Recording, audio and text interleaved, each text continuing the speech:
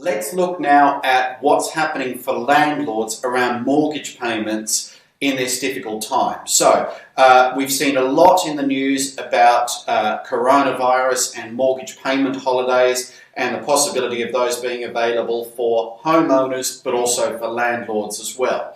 And they definitely are there. We've seen reports from a number of the major lenders, also the Council of Mortgage Lenders, that these are definitely going to be put in place for people.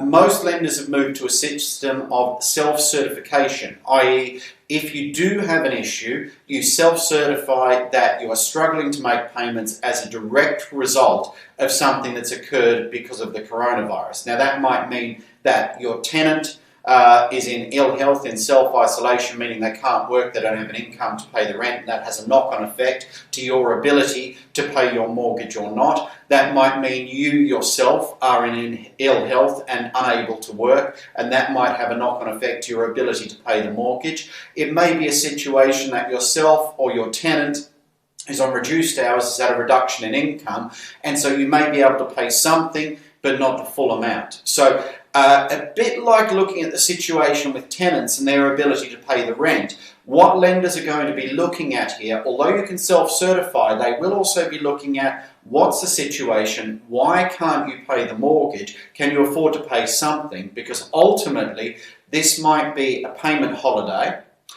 This might be a situation where they will allow you to miss a couple of payments without going to normal default proceedings, so things like repossession or fees added on top of the loan. But this debt will need to be repaid at some point. So ultimately for landlords, you've got to think about this a little bit. Why is it that you're unable to pay your mortgage at this particular point in time? How long is that situation likely to be there in place for?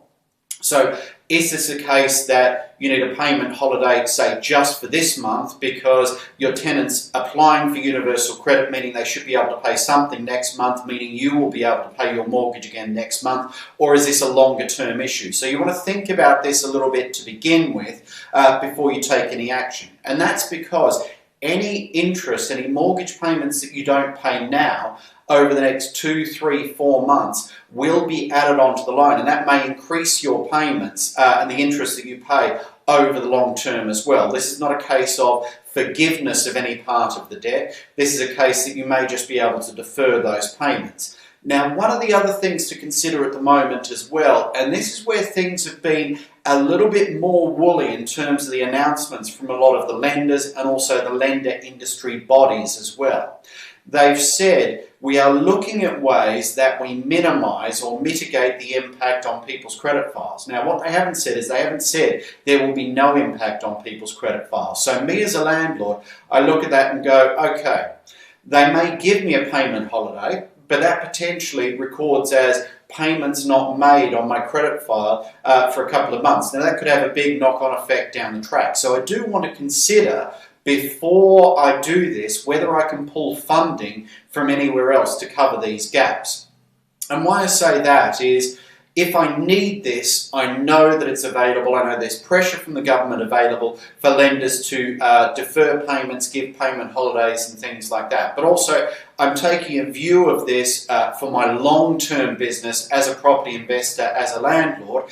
And if I have other funding sources available, if I can, say, dip into my MOE account for the moment to cover off some mortgage payments for the next couple of months, if I have funding available for one of my other businesses, if I can draw on funding so that I don't need to be doing anything that may show up on my credit file long term, that will actually be my first port of call. I only want to be requesting any repayment holidays with lenders when I really, really need them. So just consider that. Consider the long-term impact, how much it adds to your costs in the long term, but also if you don't need to request repayment holidays at the moment, maybe you don't want that recorded on your credit file, so hold until you really need that in place.